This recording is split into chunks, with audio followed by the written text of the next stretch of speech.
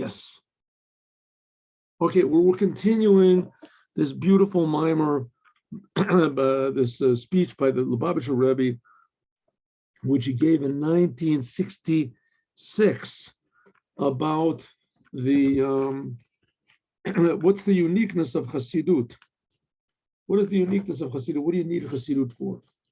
What's this whole idea of Chabad and Moshiach and all this? Just, let's just be regular, normal people and have our religion like everybody else, and let's live our lives. And that's it. We have enough difficulties in the world without adding all these new, obligations. We have to have Chassidut and everything. Well, it says the Rebbe, not so. The essence of life is really to fix the world. It's obligation. It is responsibility. That's the essence of life. Whether we're talking about a Jew or the Havdil, a non-Jew, the same thing. The essence of life is responsibility. Animals don't have responsibility. Plants don't have responsibility. Rocks don't have responsibility. But people have responsibility, and especially the Jews. Who do they have responsibility to? The Creator. The Creator is creating us, and we have responsibility to the Creator. What's our responsibility? To make this world into a perfect place. Says the Rebbe, this is two total opposites. On one hand, God is the Creator. It means that He's above everything. He's above the spiritual. He creates everything. So He's infinitely high. So it's enough just to be connected to the God. God be, really get really high spiritual. Says the Rebbe, no. That's not the reason God created the world, is that we should get out of it and we should become spiritual. That's what's called the intermediate levels of the soul. There is what's called Nephesh, Ruach, Neshama, Chaya. Those are aspects of the soul. The essence of the soul. The essence of the soul is our responsibility. That's the essence of our soul. And especially the Jews, they have a different type of responsibility than everybody else. Non-Jews have a responsibility to make this world a good place, to make this world a harmonious place, even to make this world a blessed place. The Jews have the obligation to make this whole entire world a holy place, to show that this whole entire world is designed by God and for a purpose. And we're the only ones that can do this purpose. And that is to make the world a holy place, to show everyone that this world itself is foremost in God's will and mind.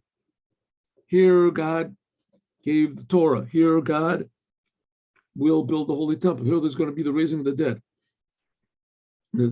Feeling this responsibility to fix up the world, to connect to the essence of God and fix up the world, this comes from an aspect of the soul which is only present in Jews.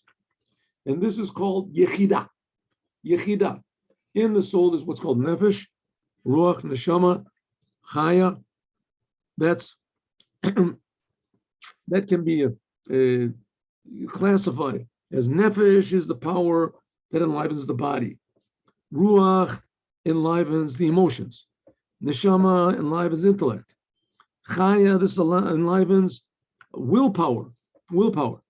But Yechida, this is connecting our pleasure to God's pleasure, to give God pleasure. That's Yechida. That is not a level of the soul. That is the essence of the soul. And because it's the essence of the soul, so it gives life and dimension and, a feeling of responsibility in all the other aspects of the soul.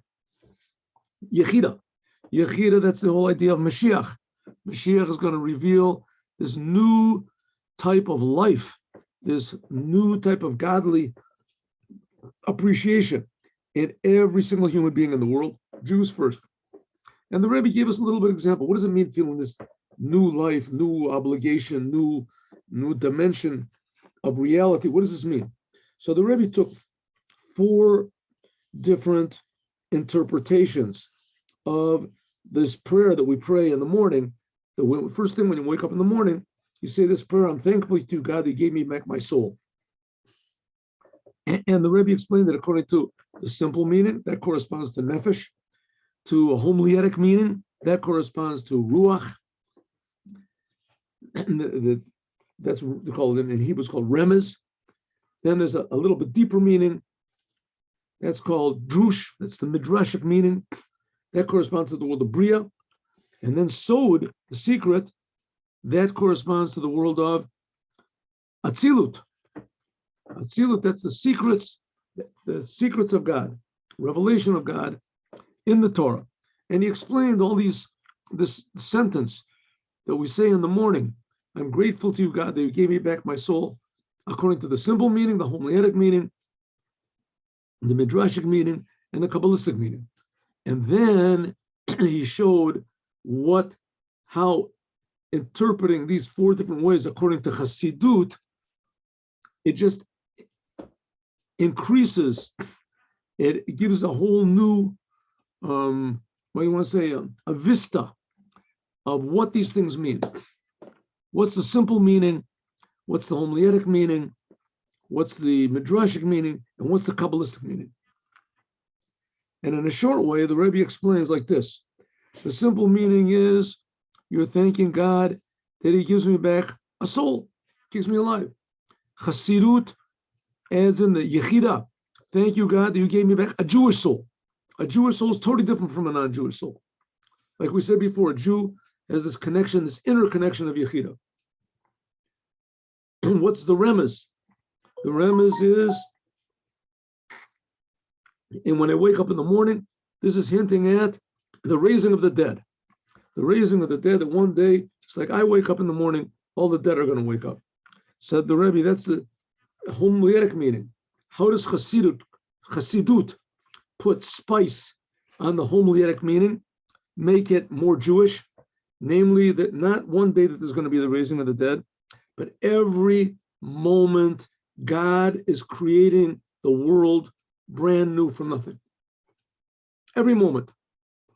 So true, the dead are going to raise up, that's true, but that's going to happen. What's happening right now?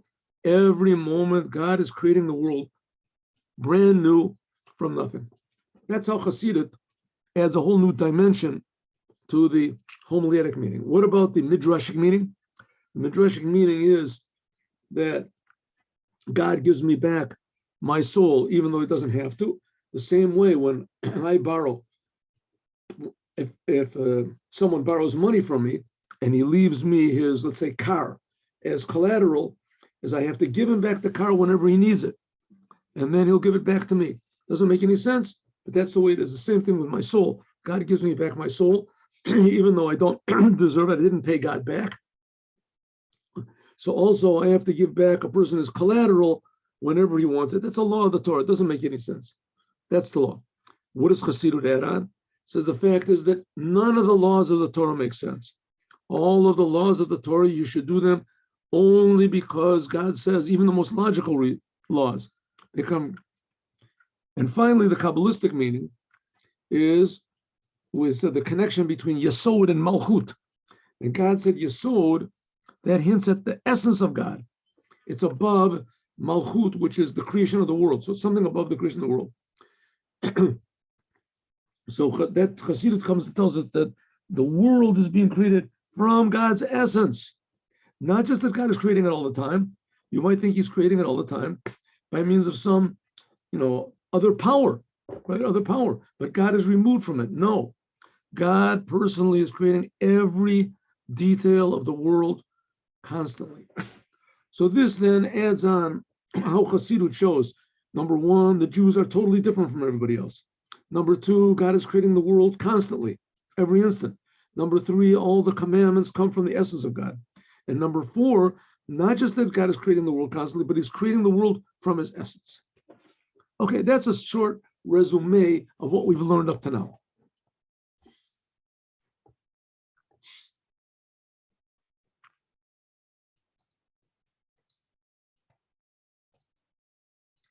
Alpia now, according to what we said before,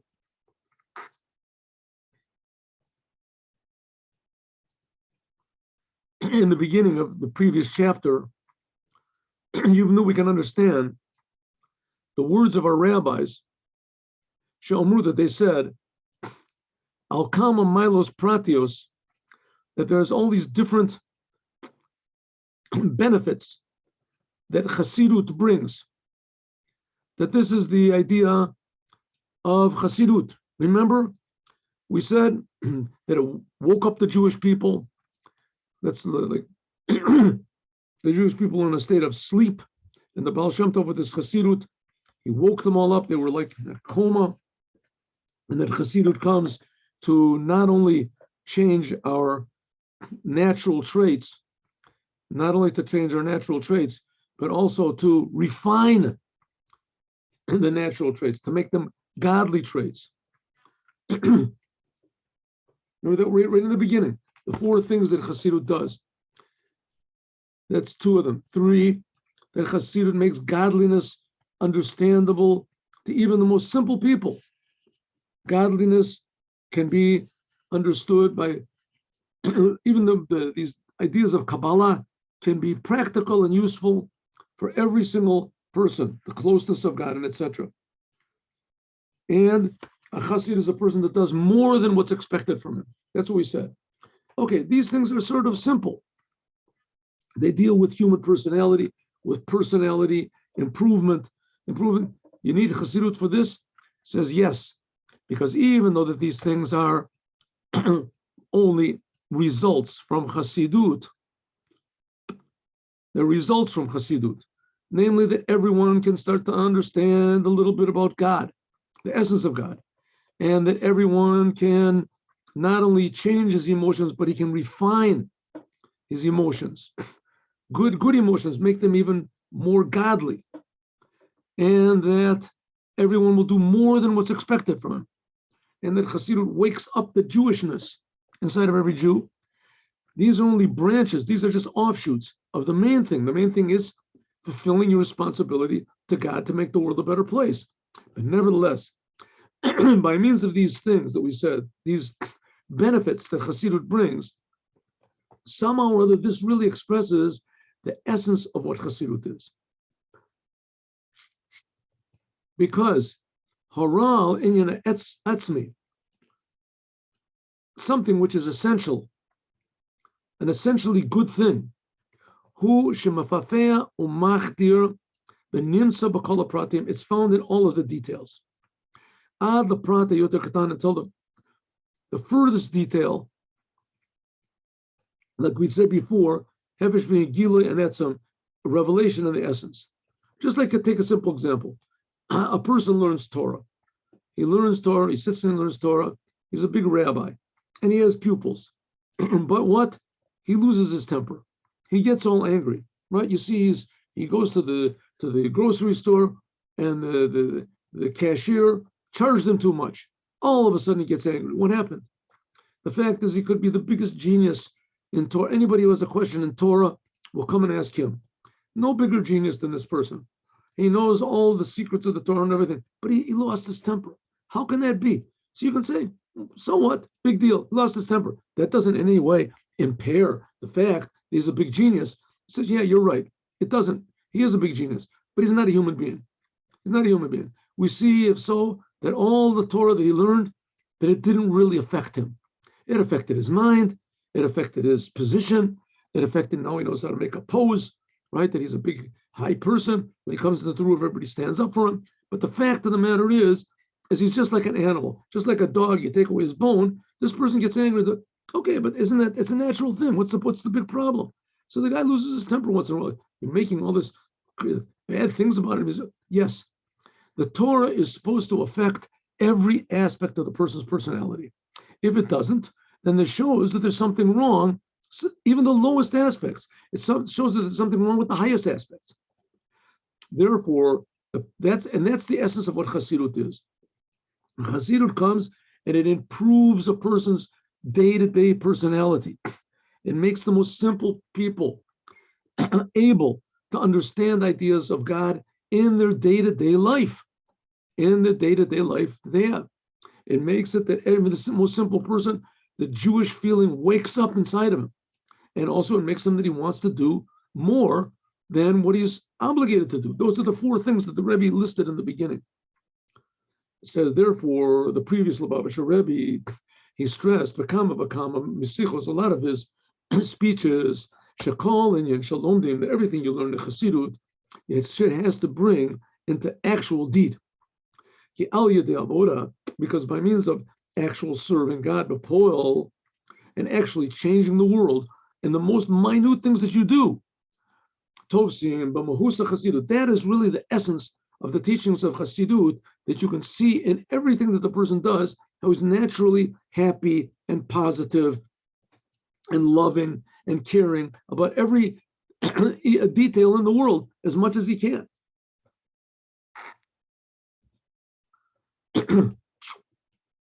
That's the idea of Chassidut. That's the idea of Torah in general.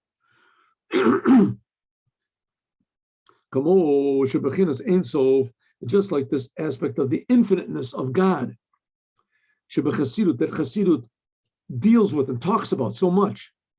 We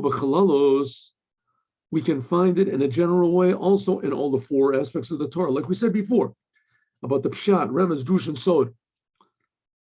The four different dimensions of meaning in Modeh in the prayer we say in the morning, and how Chassidut puts spice on all four of them. Can Gam also, Bitoy Ein Sof, the infiniteness of God, Al Yidei Hamshachato, Ad Atachton V'yoter, until the lowest levels. La'afochet Oto, La'asoto Kalil Elkus, to make this world, even the lowest, most mundane things in the world, vessels to God. Usually a person thinks like this, right? You want to be religious, so the religion is like sort of Noah's Ark. You go into Noah's Ark, and you're saved from the world. You're saved from the world. You don't. The problems of the world don't bother you. You're sunk in the words of Torah. You're sunk in the words of prayer. You're sunk in your commandments. You want to be with your friends, your holy things. You just keep away from anything that's not holy, not holy. Says no. That's an idea, but that's not really Judaism. Judaism is to show that God is the king of the world. The world. The physical, day-to-day, regular, mundane things that frustrate us, that depress us, that aggravate us, that make us nervous, that make us afraid, that make us sad, that give us lust. Right? All these natural things in the world, that's really where the Torah is coming to change. This is also in the whole general Torah, this is also true. But the main thing is, that's Chassidut really concentrates on it. But really, that's the whole essence of what the Torah is. I just want to tell you a story. I mean, this story really impresses me. And so I've told it a lot of times. I read it in a book about Rabbi Moshe Feinstein. Rabbi Moshe Feinstein, he was a very great rabbi. He was a very great, he had a very great mind. And especially, he was very excellent at laws. He knew the book of law, Jewish law, and he knew the sources of all the laws from where it came from. And according to that, he decided laws. He was a very a genius person, very respected. The Lubavitcher Rebbe liked him very much. They were very, very, can we say close friends? They were very appreciative one of the other. Anyway, they tell a story that after he passed away, I don't really know when he did pass away. I think it was like 30 years ago he passed away. Anyway, so he passed away, and he used to receive people for private audiences and answer questions, whatever, like let's say every Tuesday. You'll ask his pupils what the details are. Anyway, so this old lady came one Tuesday, and she saw there was nobody there. She said, well, did I make a mistake? Came in the wrong day. They said, no. Didn't you hear? Hear what? That the rabbi passed away? Oh, she was very sad. She cried. And they said, but listen, we're his pupils. You know, we also learn. And they were intelligent people. What type of questions could this old lady have? So they said, please ask. Ask us your question. Maybe we can try to answer it. So she said, okay, do any of you read Russian? So they said, no, but, you speak English very well. She says, no. I have a sister that lives in Russia. And once every couple of months, she would write me a letter. and she doesn't know English, so she wrote me in Russian. And to tell you the truth, I don't really, I left Russia when I was just a little child, so I don't know Russian. So I would bring it to the rabbi, and he would read it for me. It would take him like 20 minutes, whatever, and read this letter in Russian to the lady. I mean, the rabbi could have said, just find somebody else. I'll find someone else to read the letter. It's such a big thing. I mean, he was answering important questions, but no, he was a very, how do you want to say, super down to earth and human person. That's what the Torah is supposed to do to a person. The Torah is supposed to make you caring and humble and simple and low. And he was a big genius. And also when it came to matters of law, and he to fight the battles of the Torah and to what he thought was right, he was a fighter. He knew it was a battler. And in the Torah, you have to, there's a lot of battles to be fought. You look in the Talmud, you see. But nevertheless, when it came to doing a favor, he knew how to. So that's what I'm trying to say. The Torah comes to change a person in his day-to-day, regular life, how he walks, talks, how he acts, how he deals with money. Okay. So he says, that's what it says. Here's an interesting thing. It says by the Torah, Razal, the rabbi, say, Brati Yetzer HaRa. I created the evil impulse, Brati lo Torah, and I created the Torah, Tavlin, as a spice. Okay, now what is the evil impulse? I mean, you don't have to look far for the evil impulse, right? But the evil impulse is everything it says in the Torah not to do, the evil impulse wants to do. And not only it wants to do, it's like obvious that this is what you should do. Maybe not all of it. Some people, they like to steal, they don't like to kill. Some people like to kill, they don't like to, to rape. Some people like to rape, cheat and lie and trick. And then that the Yetzer HaRa, that's what's called the Yetzer HaRa. Yetzer HaRa is the evil impulse. So it says, God said, I created the evil impulse and I created the Torah for it as a spice. The Torah sweetens up the evil impulse, so it's not evil anymore. Says the Rebbe, L'chora, at first glance, Tamua, this is totally not understandable. B'kol ha'olamot, and all the worlds that God created, all the spiritual worlds with all the angels and everything, olam hazehu yoter tachton. This physical world is the lowest. It says even more, she'ein tachton lamata mimenu, that this physical world is the lowest of all, because here you can do sins. In this physical world, it says the evil impulse, says that God regretted that he created it. God regretted that he created, well, what did I do? Oh, it's in a Gemara in Sukkah. Right? It says that God regretted that he created. We'll go back. Will it go back? No. It doesn't go back. Okay. It says that God, there it goes. It says that God regretted, oh, it was very close. So here we have a thing that a power in the world, which is called the evil impulse, which its whole essence is to go against God. Since all the worlds are like nothing regarding one letter of the Torah. Therefore, it says when King David praised the Torah, that all the worlds, the upper worlds and the lower worlds, were all created from one little word, one little detail of the Torah. It says that King David actually got punished because God said, "You're praising me that I created the world from the Torah. The Torah comes from my essence. That the world is created from the Torah, that's nothing. That's small change for me, right? It's like saying that Albert Einstein is a great scientist because he knows how to tie his shoes. What's the comparison? God, you're saying my greatness is that I created the world. God got mad at King David and he punished him. If so, if King David got punished, because he said the greatness of the Torah is that through it the world was created, how much more so, and shum makom lomar, there's no place to say that the purpose of the Torah is in order to work on the evil impulse. If you want to say that King David got punished because he said that through the Torah the world was created, And God said, the world, what are you comparing the world to the Torah? It's incomparable. The world is nothing compared to the Torah. How much more so the evil impulse is nothing compared to the Torah. And it says in the that the only reason that God created the Torah was to sweeten up and to oppose the evil impulse. How could this possibly be?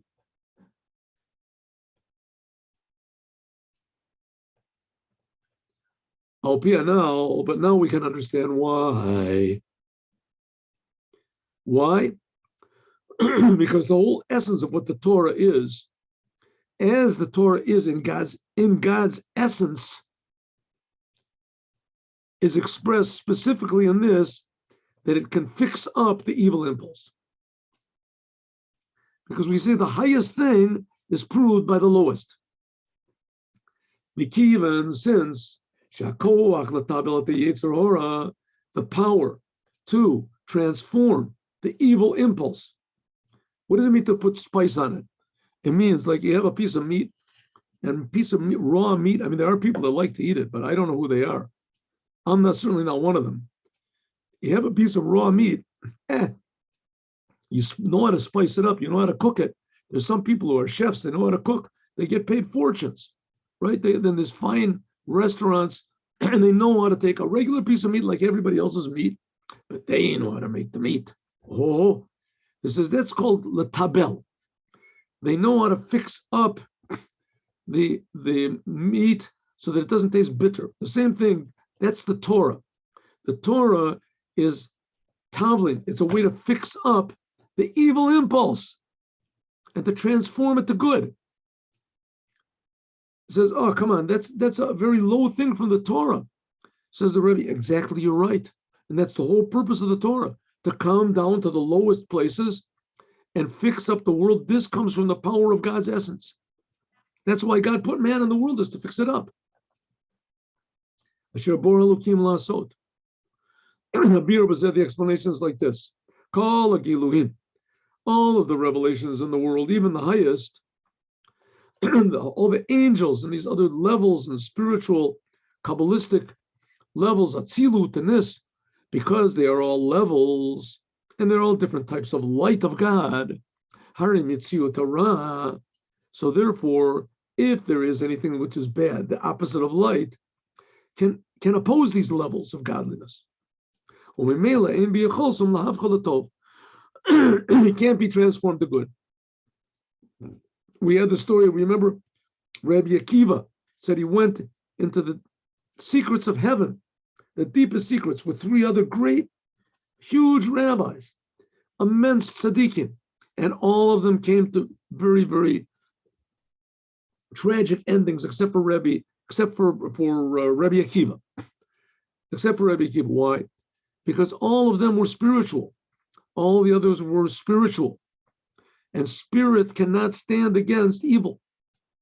No matter how successful you are spiritually, it can't stand against evil, because evil touches on the very essence of the person.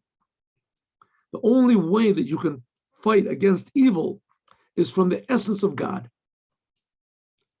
That only comes, the only way you can transform the bad into good is by the essence of God. All these spiritual levels, they give you the power to fight against evil. And maybe you'll be able to defeat evil.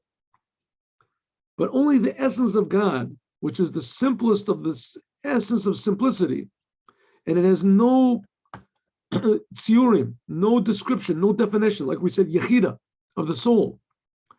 You can't call it even any sort of a level. That this level of godliness, there's no opposition to it.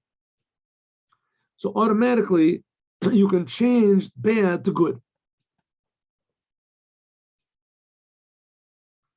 That's this month, by the way, the month of Adar. It says this is the month that transformed evil to good. It transformed Haman from bad to good. That's why it says that you're supposed to get drunk on Purim till you don't know the difference between cursed is Haman and blessed is Mordechai, because the ability to transform Haman has to come from a source which is higher than both of them. Okay, this is a very dangerous thing because it could be that a person will say, I'm going higher than bad and good. So there's no such thing as bad and no such thing as good. So therefore, I'll do bad. And there were people in Israel that did that. There were people, Israel, Jewish people. I don't even think you should mention their name. Nevertheless, that's the idea of Chassidut. Bad has to be transformed. And just because people made mistakes doesn't mean that it can't be done. That's the whole essence of the special Torah, Chassidut, which is connected to God's essence. Like it says, Mesachechet lefanav, that this aspect of the Torah, it gives God pleasure.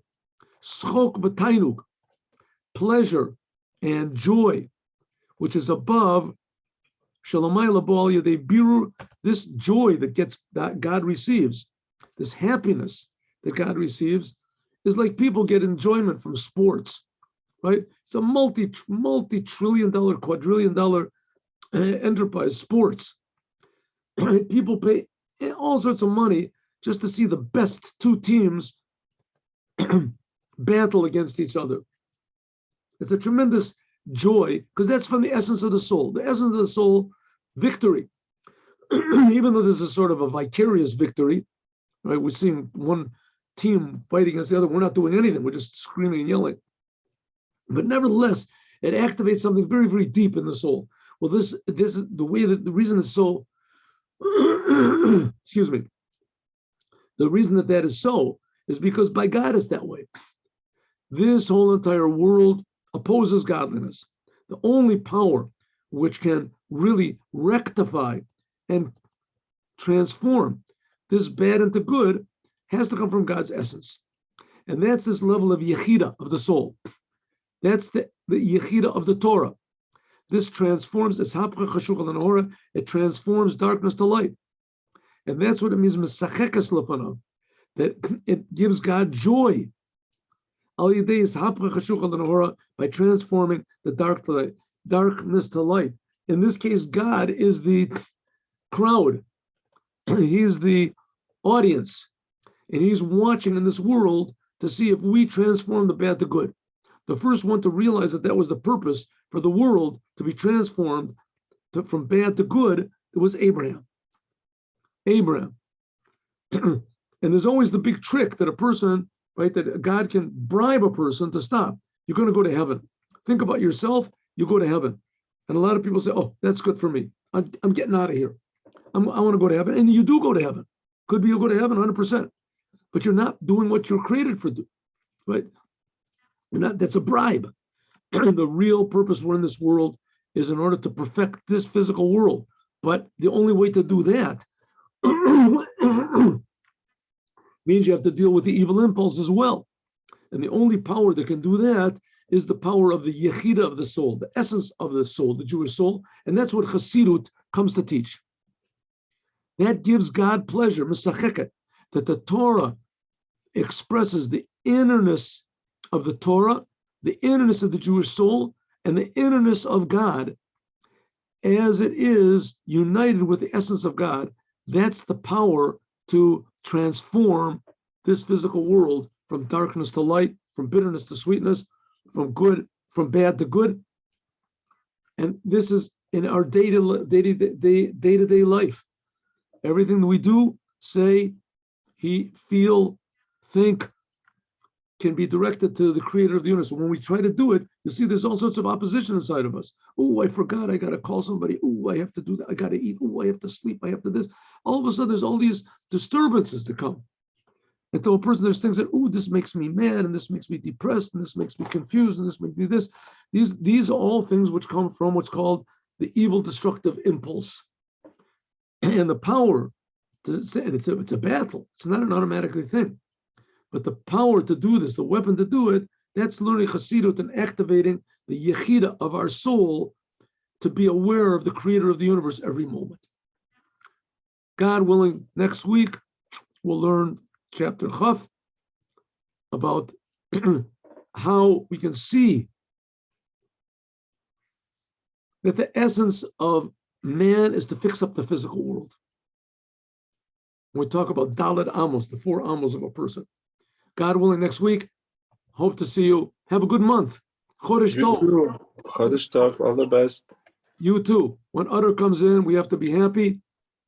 ויהי בימי אחשוורוש ואחשוורוש ראו המולך מהודו ויד כוש 27 מדינה 27 מדינה. Okay, Chodesh Tov. See you next week. Shalom uvracha. Shalom Avracha, all the best. Thank you very much. My pleasure very much.